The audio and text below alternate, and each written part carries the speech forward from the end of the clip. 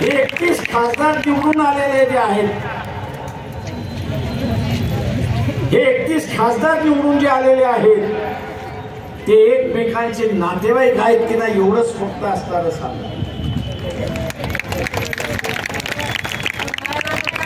त्या 31 खासदारांमध्ये एकही तुम्हाला गरीब मराठा तिथे दिसतात.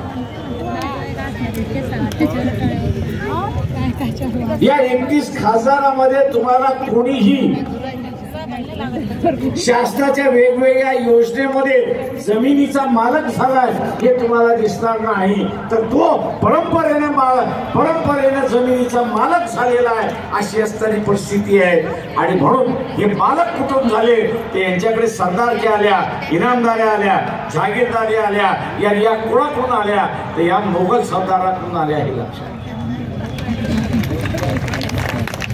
आणि म्हणून त्याला मी असं भोगलाही मराठा त्या ठिकाणी हा इतिहास आहे.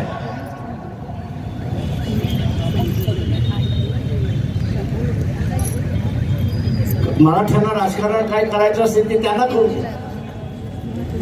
ओबीसीना माझं असणारं आव्हान आहे की आपण ठरवलं पाहिजे की आम्ही बळीचा बकरा होणार नाही. त्यांच्या राजकारणामध्ये आम्ही असणारा बळीचा बकरा होणार नाही. आम्ही आमचं असणारं राज्य निर्माण करू ही भाषा आपण आता बोलायला सुरुवात. आणि ते करायचं असेल तर 100 किमान आमदार ओबीसीचे या ठिकाणी आले पाहिजे. सत्ताधारी व्हायचं असेल किंवा आरक्षण वाचवायचं असेल तर 100 आमदार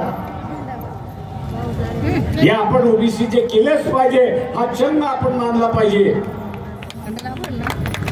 एक लक्षात घ्या की तुम्ही हा चंग बांधला नाही तर त्यांनी चंग बांधलेला आहे की तुमचं ओबीसीचं आरक्षण हे खुंटीला बांधून त्या ठिकाणी टाकायचं.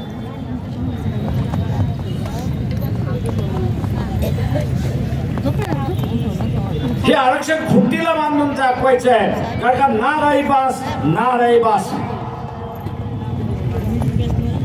आज सूर कोण काढतंय, आज सूर कोण काढतंय तर जळाके पाटील सूर काढतोय. कुठल्या बाबतीतून तो सूर काढतोय तो ओबीसीच्या आरक्षणातून तो सूर काढतोय. तो सूर कुठून काढतोय तो ओबीसीच्या बाबतीतून तो सूर काढतोय. आणि म्हणून हा जो सत्ताधारी मराठा जो आहे, निजामी मराठा जो आहे त्यांनी असं ठरवलंय ना रही बास तर ना बजेगी बास. मी खुंटीला बांधलं तो आज जो उठाव झालेला आहे त्यांच्या विरोधातला उठाव झालेला जो आहे